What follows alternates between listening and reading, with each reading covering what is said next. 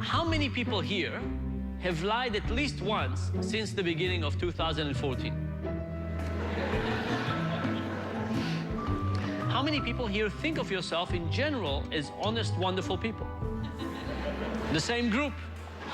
How can it be? How can it be that at the same time we think of ourselves as honest and then we recognize that we're dishonest? It turns out it's all about rationalization. My name is Dan Ariely, and I'm interested in human behavior. I'm interested in rationality and irrationality. I'm interested in the cases in which we make good decisions and the cases in which we make bad decisions.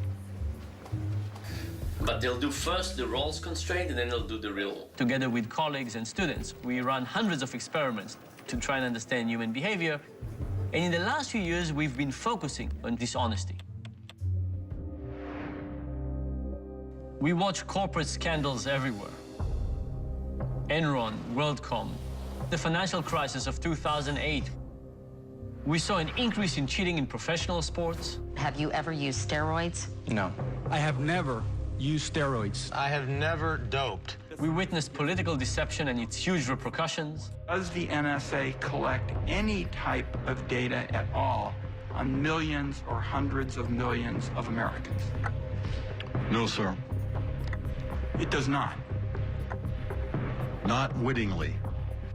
On one hand, we want to look at the mirror and think that we're good, honest, wonderful people. On the other hand, we want to benefit selfishly from being dishonest. As long as we cheat just a little bit, we don't have to pay any price in terms of the image and the way we view ourselves. And we call this the fudge factor. So this is the ability to misbehave and think of ourselves as good people. And you can think about all kinds of ways in which in your own life you have a fudge factor. The speed limit. Maybe it says 55, but are you okay in driving 60? What about cheating a little bit on taxes? What about exaggerating their online dating profile? Across many studies, we find that everything that changes the fudge factor also changes people's ability to be dishonest. There are dozens of elements that can change the magnitude of the fudge factor. And we've been able to observe many of them in the lab. For example, if you can say to yourself, everybody is doing it, it's easier for you to rationalize to yourself that this is actually an okay thing to do and cheat to a higher degree.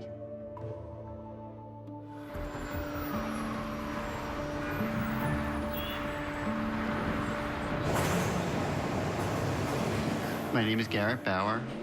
I'm 44 years old, and I used to be a professional stock trader. I love trading. It was more fun than almost anything.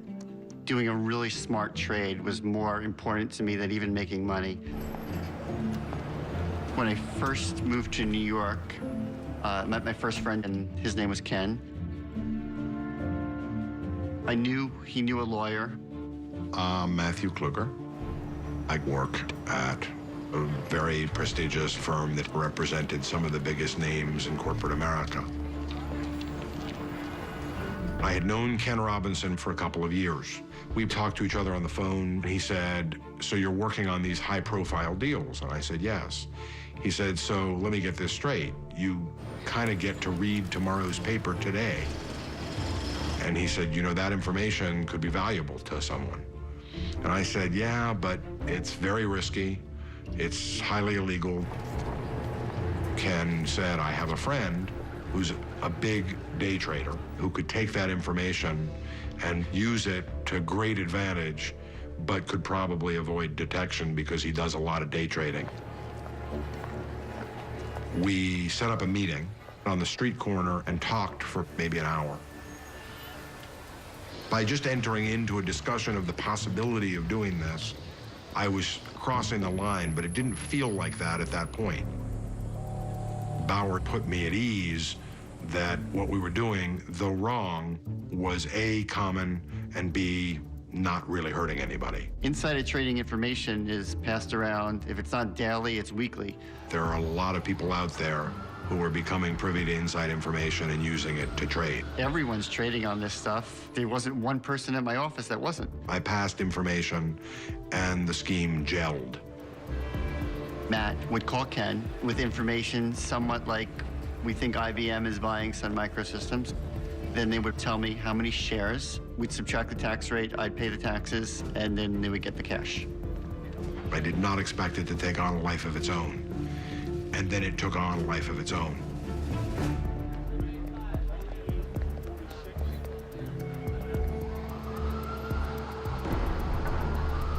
One night, Ken called me and said his house had been raided.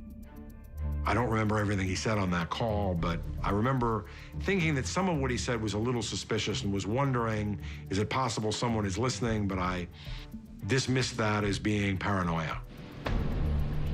What about the information at the law firm? That's what I worry about. Like when you did searches, or I don't know how you did it. If they had that, they would have been here already. There's a big difference between what they know is probably a lie and what they think they can prove is a lie. They go to court without phone calls, without a trail, without a, this happened at this time. Right. They just don't have any of that. Right. And I was arrested the next morning. I sit up out of bed and I hear someone say, Garrett Bauer, where are you? Clearly, I'm thinking it's pretty serious when you have that many FBI agents in your apartment. Federal prosecutors have charged 2 men with an insider trading scheme that went on for 17 years. Our investigation has documented more than $109 million in illegal trades. Bauer and Kluger pleaded guilty to securities fraud, conspiracy to commit money laundering, and obstructing justice.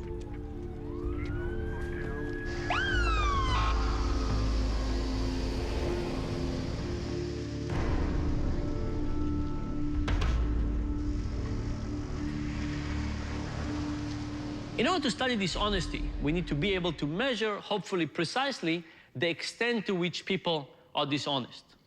So we have all kinds of methods. I'll describe one of them.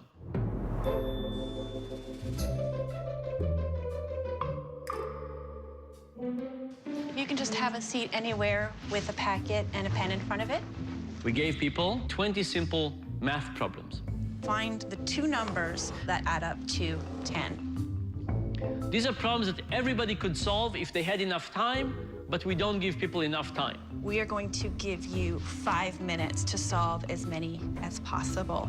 At the end of the 5 minutes, please stop, put your pencil down and count how many questions you got correctly.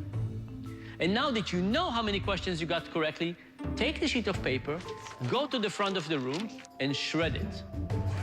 People do that, they come to the front, they say they solved 6 problems, pay them $6, they go home. Very good, thank you for participating. What the people in the experiment don't know is that we played with the shredder. The shredder shred the sides of the page, but the body of the page remains intact. And what do we find? On average, people solve 4 problems and report to be solving 6. I solved 6. I don't know if this is embarrassing or not, but I got 6. I believe I got 7 right. We've ran these experiments on 40,000 people. And so far, we found about 20 big cheaters. Those are people who cheated all the way, said they solved 20 problems, and they stole $400 from us.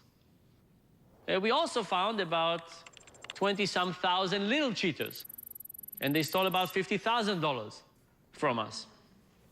And I think this is not a bad reflection of reality. Yes, there's some big cheaters out there, but they are very rare. And because of that, their overall economic impact is relatively low. On the other hand, we have a ton of little cheaters. And because there are so many of us, the economic impact of small cheating is actually incredibly, incredibly high.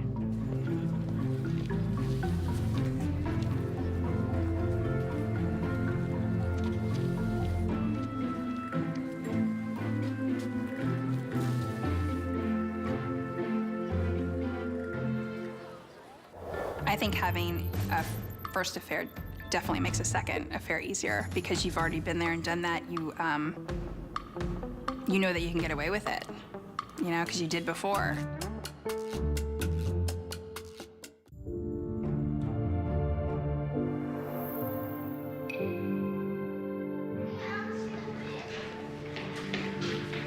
I think of skill is to be good at lying. So, like, if you do it in, like, a really good way, then you don't have to worry about them catching you. So that's why I think it's good to be good at lying. Sometimes you also have to lie in a way because you're making somebody happy. Like, if you're throwing a surprise birthday party, then that means they're obviously trying to help and get ready or do something. And so you're lying to your friend to help them have a good birthday. All creatures, big or small, have deception as part of their armamentary. Oftentimes it's just survival. You know, a plant or a bird might change color and camouflage itself, which is a form of deception.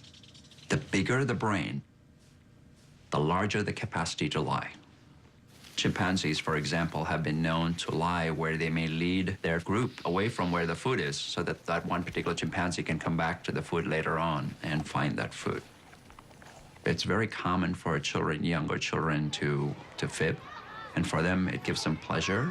It helps them imagine things, and it helps them build their brain and helps them build what is called the theory of mind, a psychological theory by which, as our brains mature, we're able to predict and imagine what the other person's thinking about.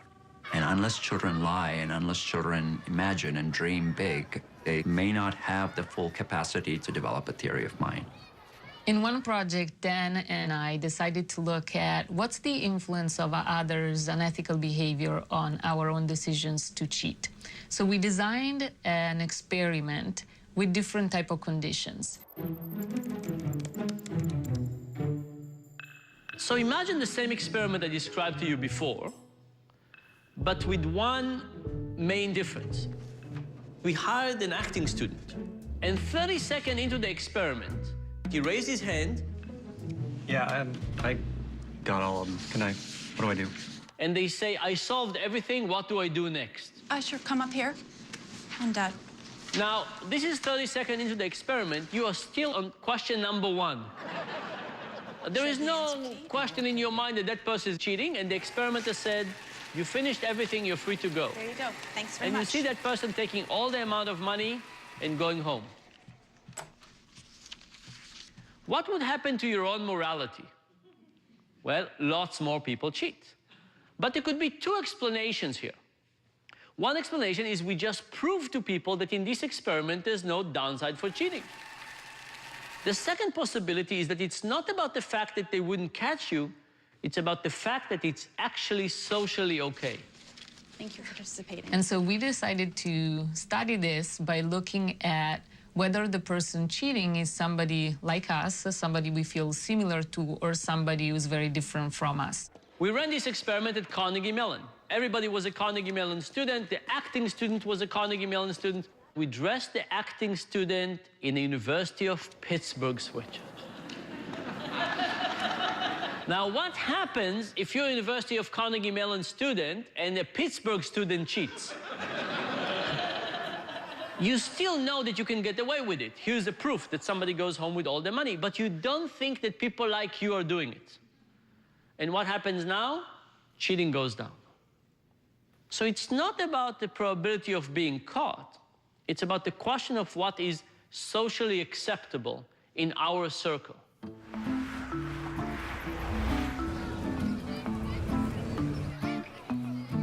My name is Erica Nelson. I am from Florida. I'm married to my husband, Kenny, and we have a total of 6 children. Him and I have 2 children together. He has a really good heart, and we had a really good relationship. Handle anything. We put them to the ultimate test. Dads, alone with their babies, at nap time, after a very full feeding. Can the league stay locked through a long, milk-induced slumber? Grab a dad and see for yourself how, compared to Pampers Baby Dry, Huggies all-new Snug and Dry stops leaks. But to go from nothing to having 6 children, you know, it was a lot. You know, it was all about, like, the kids and then his work, and that was really it. And I was just kind of, you know, wiping butts from the moment I got up to the moment I went to bed, and that was kind of my life. You get a chance to.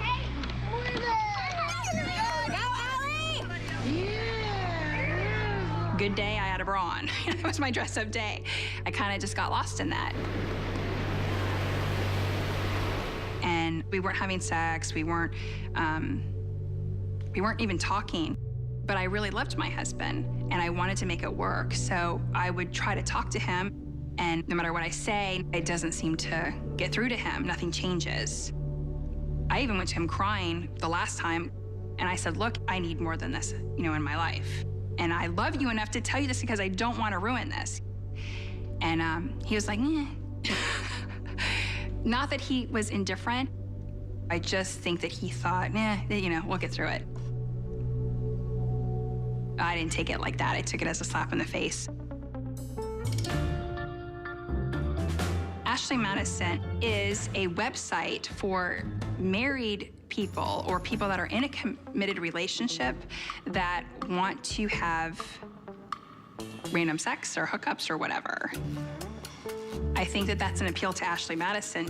You know that everybody knows that you're married, so there's not that awkwardness. You check your area, and we live in a small little community, and there's hundreds of people on there. And it's easy to kind of mask the reality of what you're doing too, because you're behind a computer screen. I talked to one guy. We had actually a pretty good friendship for a few months. And then it got more into intimate conversations and talks, and then let's meet up. He would take me to fancy restaurants, I would get dressed up. And I'm thinking, wow, this would be awesome. I could have this whole home life, and then I could, and be the good parent, be the good mom. Then I can have this whole other life of jet setting and, wearing bras and dressing up and wearing makeup and doing your hair. Polar opposite of what I had going on at home. And I think that I almost was more attracted to that than anything else. And I would lie and say that I was just gonna go to hang out with my friend, or I was gonna go, visit my parents or whatever, to see him. So I think that even when you know it's wrong, the immediate gratification suffocates what you know is right. So I came home one night and I asked my husband, are you going out of town this week at all? And he said, why? So you can talk to him on the phone while I'm not here? And I just said, how did you find out? And then he kind of walked away, and then I followed him upstairs. I didn't know how long he had known. I didn't know what he knew. So all these questions went in my head. And he said, you left up an email. And he said, I came in the office and the email was there from the night before. And I read all of them. And I said, look, I was going to get attention or whatever from somebody else. As messed up as that is, that's how I am. And I don't know how to get over that. So I need your help, or I need somebody's help. I said, but I don't want to mess this up between us. I saw how hurt he was, and my husband didn't deserve it, and I deleted my account that day.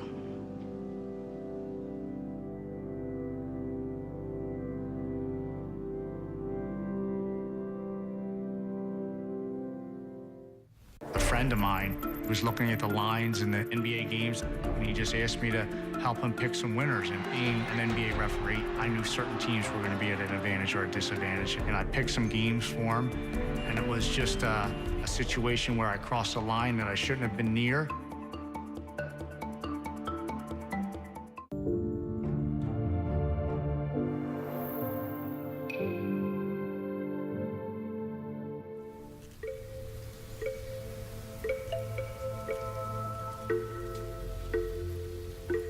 On the computer screen, you will see a square. It will be divided into two. There'll be a right half and a left half. We're going to flash some dots in this square just for half a second. Your task, if you were a participant in the experiment, is just to tell me which side of the line has more dots. And it's usually pretty obvious which side. There's a lot here and not very many here. Now, there's one more thing. We're not going to pay you the same amount for the right and for the left. But regardless of the amount, your task is to basically be as accurate and truthful as possible. Ready? Go. The dot task is a basic experiment in conflicts of interest. very, very few people start by lying egregiously. But if the dots are kind of similar, just slightly more to the left, they would say right. Almost any moral conflict you can think of as there's a line and you have to decide whether you're going to cross it or not. You kind of want to go to the other side and you kind of know what the right side is. Maybe I'll go to the other side sometimes.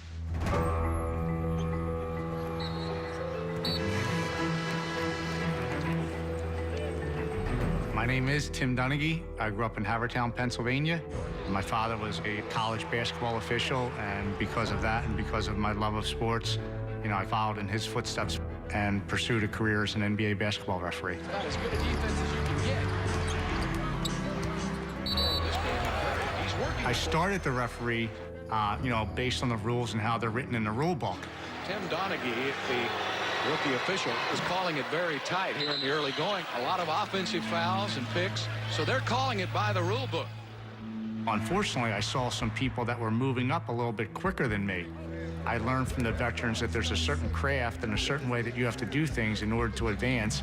And, they'll tell you, certain players are given the benefit of maybe traveling with the basketball rather than other players. Certain players are getting the benefit of not having that critical foul called on them that would send them to the bench. Rubio gets a look, good if it goes. Oh my gosh, that's just a horrible call by Jason Phillips, who did not have the courage to call that against Kobe Bryant. Wow. Awful no call. It's probably about 50-50 when you look at calls that are enforced by the rule book and then calls that are made or not made based on star treatment, pressure from coaches at certain times. What changed those last few minutes for you guys? You guys with the whistles. I've never had conversations with the commissioner about what to call in a game and what not to call in a game, but from the operations department, they clearly dictate through video, through emails, through meetings, what they want called and what they don't want called. And it always seems to revolve around the star players or the big market teams. Kobe Bryant's a star in this league. He puts a lot of people in the stands, he sells a lot of sneakers, and he sells a lot of jerseys. And the fans paid an enormous amount of money to sit in those courtside seats, and they want those type of players on the floor. That's who they came to see. I don't think the officials feel that they're doing something that's not right, because in their minds, they're being told what to do from the league office. And if they're going to continue to advance and get those big playoff bonus checks, you're going to do what the league wants.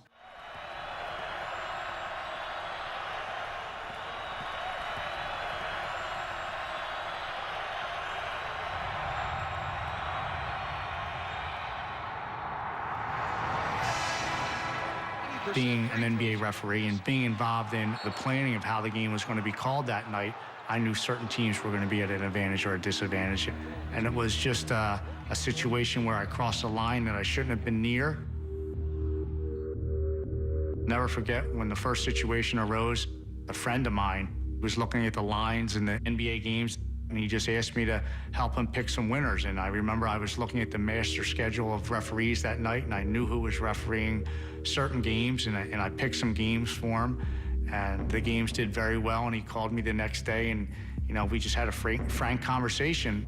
I knew a certain line was way off, or I knew a certain referee was going to give special treatment to a certain owner, team, or individual player. So I passed that information along to my buddy, and he was kind of shocked that I could predict the outcome of a game.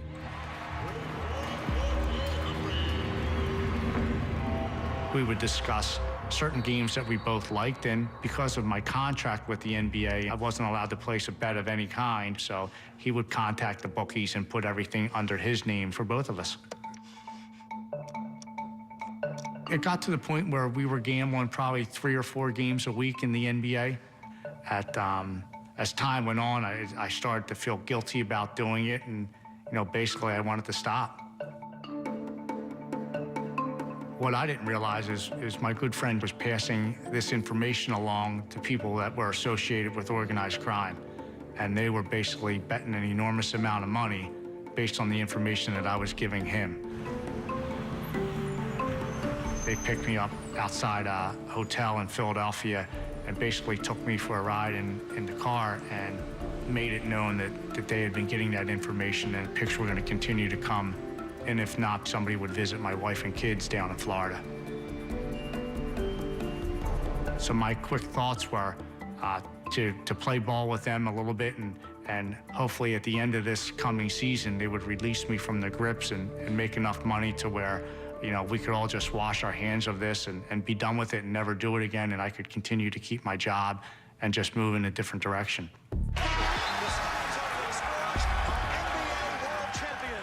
What happens is the season ends. I'm back home in Sarasota, Florida, getting ready to play golf. And I get a call from a friend of mine who tells me that the FBI has been knocking on a lot of people's doors and that the whole scheme was discovered over a Gambino wiretap and that they were asking a lot of questions. Today, former NBA referee Tim Donaghy is expected to plead guilty in federal court in connection with allegations that he bet on games in which he officiated.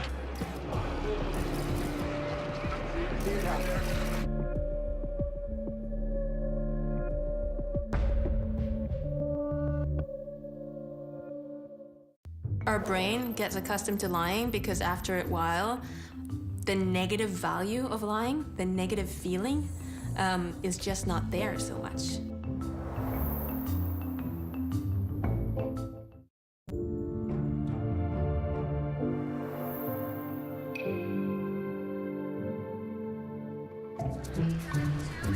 I was sitting in the lounge charging my phone, and all of a sudden you hear the announcement, your flight's about to take off. So I run out and I get to my flight and I sit in my seat and then I realize as the door is closing, my phone is in the charger in the lounge. I run up to the girls in the front, the stewards, which you must sit down, miss, we're just taking off. No, you can't. My phone's in the lounge. I'm sorry. Listen, I work for CNN News. I'm on the air tomorrow, and I need to have my phone because everything that I've just worked on is sitting in this phone. So guess what? The plane went back. They got my phone. A woman hands me my phone, and everyone in the place looks at me and goes, "Who the f is that?" We kind of anecdotally know that once you lie, you're more likely to lie again. And probably the second lie will be bigger than the first. What we find in the brain is that at the beginning, if you lie a little bit, there's a huge response in regions involved in emotion, such as the amygdala and the insula. The 10th time you lie, even if you lie the same amount, the response is not that high. So while lying goes up over time, the response in your brain goes down. We think that the reason that this happens is because of a very basic principle of the brain, which is the brain adapts. For example, if you're listening to music and it's quite low volume, and I turn it up like 2 notches, it will feel like a really big difference, right? But if you're listening to the radio and it's really high volume, and then I put it up 2 notches, you won't even feel it. The brain is coding everything relative to what the baseline is. The same goes with dishonesty. If we're pretty much honest people, if we haven't lied, and now we're telling a lie, the brain is coding this as a really big difference relative to our baseline. But if we're dishonest and can handle anything, we put them to the ultimate test. Dads, alone with their babies, at nap time, after a very full feeding. Can the leak stay locked through a long, milk-induced slumber? Grab a dad and see for yourself how, compared to Pampers Baby Dry, Huggies all-new Snug and Dry stops leaks. The brain doesn't respond so much. After a while, the negative value of lying, the negative feeling, is just not there so much, which kind of makes you just lie more and more and more. For a split second, I said, I can fix this. And then the totality of what I had done, it was just coming crashing down. I mean, there was no way that I could fix it.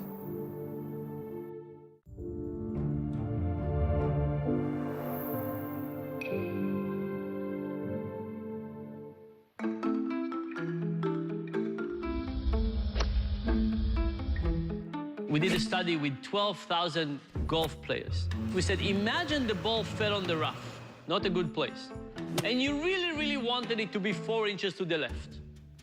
Would you pick it up and move it 4 inches? And people said, heaven forbid. You understand the nature of the game, how people feel about it. Nobody would do that. Fine, nobody does that. What about kicking the ball? No problem whatsoever. What about hitting it with a club? It's even easier. And you know what's the easiest? If you're not looking. Like you look up and then you kick a little bit. But I think you can feel the intuition that if you pick something up and you moved it, the act would feel incredibly deliberate.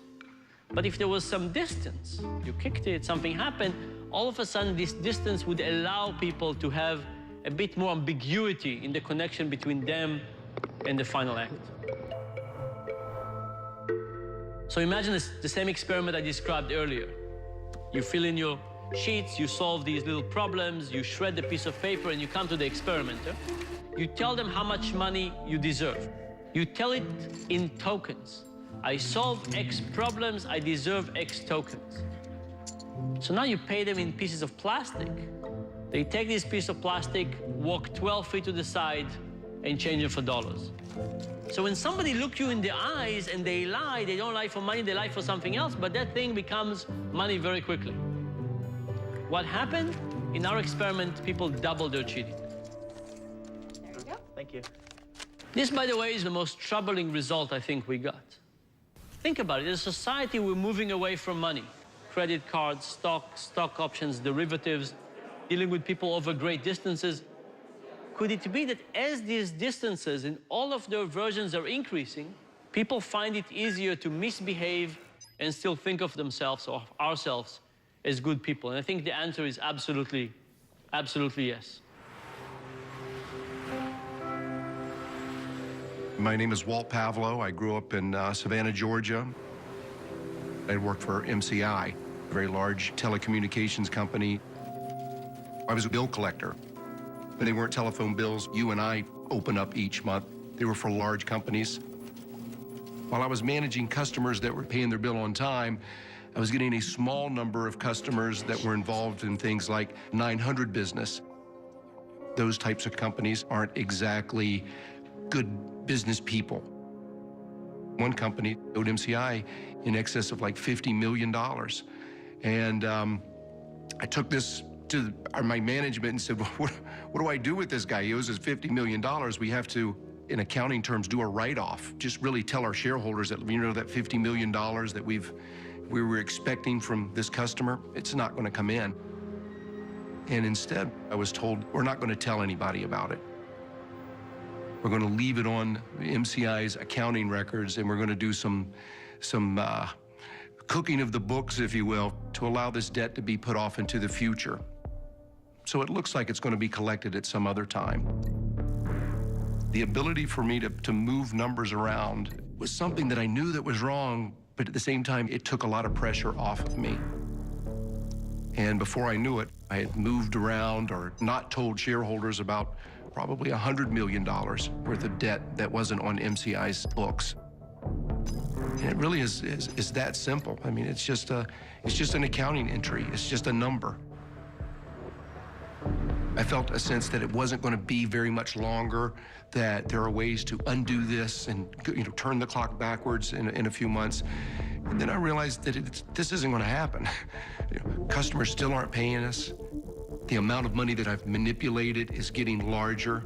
I'm working for a company that doesn't care the pressure that they put me under.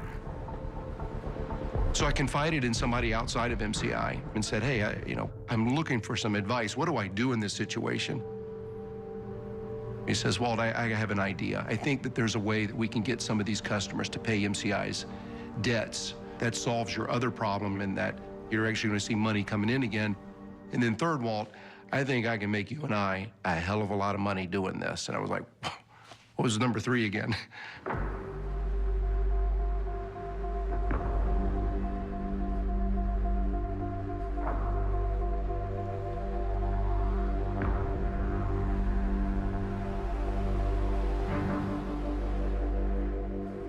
I I felt a sense of empowerment, you know, really cockiness. You know, if there's money involved, I'm doing this. Yeah, you know, this is the way this is supposed to work. Hi, Walt. Hi. Isn't this pretty cool? Real cool. I can tell you, that feeling didn't last very long. I went down to the Cayman Islands. I went on a private jet, and a guy hands me a lot of money, and I'm like, oh my God, what is this? What have I done? How far have I taken this thing? No more. I don't want to do this anymore. 6 months after that, I received a call from my boss. Somebody from accounting has called me and told me something's wrong with one of the accounting entries, and they need an explanation for it. For a split second, I said, I can fix this. And then the totality of what I had done, it was just coming crashing down. I mean, there was no way that I could fix it. I've been caught.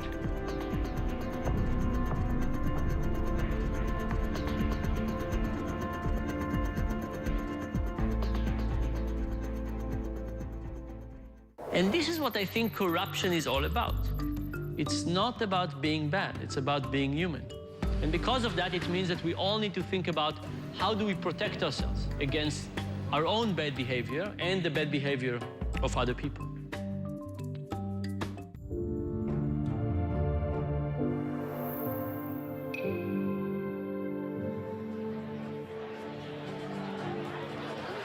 We went to a bar in Washington, D.C., where congressional staffers hang out in.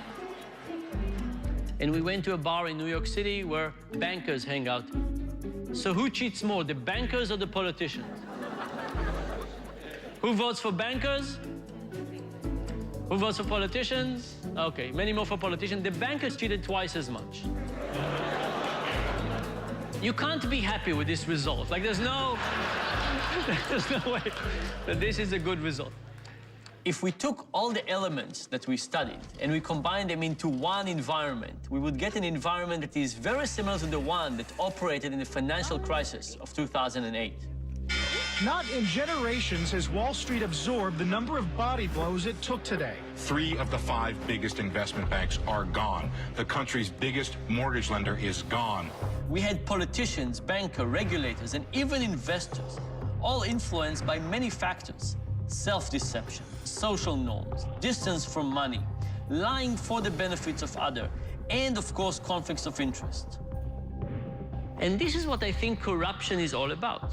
It's about that when you get into a system and something in the system tells you that things are wrong there, all of a sudden you abandon your own moral fiber. And because of that, we really need to figure out what can we do about it? How can we get people to behave better? Because if we don't, we're just going to get more and more disasters like the one we've just experienced. Many of the experiments that we have conducted are about trying to find ways to curb dishonesty. We went to UCLA, and we asked about 500 undergrads to try and recall the 10 Commandments. We asked people to write down as many of the 10 Commandments as they could remember. And then we put them in a situation where they could cheat with the matrix task. How many of them do you think recalled all 10 Commandments? 0, that's right. By the way, they invented lots of interesting ones. What happened after people tried to recall the 10 Commandments, even if they were unsuccessful? Nobody cheated. It wasn't as if the people who remembered more commandments, the people who are presumably more religious, cheated less, and the people who remembered almost none of them cheated more. Nobody cheated. It didn't matter what religion the participants had. You know what the 10 Commandments are about. They are about a moral code. They are about proper behavior. And just knowing that and being reminded of that decreases dishonesty. In fact, even when we take self-declared atheists and ask them to swear in the Bible, they stop cheating. It is not about heaven and hell and being caught. It's about reminding ourselves about our own moral fiber. We found this result to be very promising, but we wanted to test it in a non-religious context. So we went to MIT, and we did a similar experiment with honor codes. So we got students at MIT to sign the honor code. I understand that this short study falls under the MIT honor code. They did it, shredded a piece of paper. What happened? No cheating whatsoever. And no cheating whatsoever, despite the fact that MIT doesn't have an honor code. Then we replicated the experiment at Princeton. Princeton has a very strong honor code. In fact, the freshmen get a whole week of crash course on morality, lectures, discussion. So we took the Princeton students signing the honor code and not signing the honor code, the MIT students signing the honor code and not. Was there any difference? No. When they did not sign the honor code, they both cheated to the same level. When they signed the honor code, none of them cheated. And I think this is kind of a mixture of good news and bad news. The bad news is the crash course on morality, particularly the Princeton version, doesn't seem to have any effect 2 weeks down the road. The good news is that even without a crash course, reminding people about their own moral fiber does change how people behave.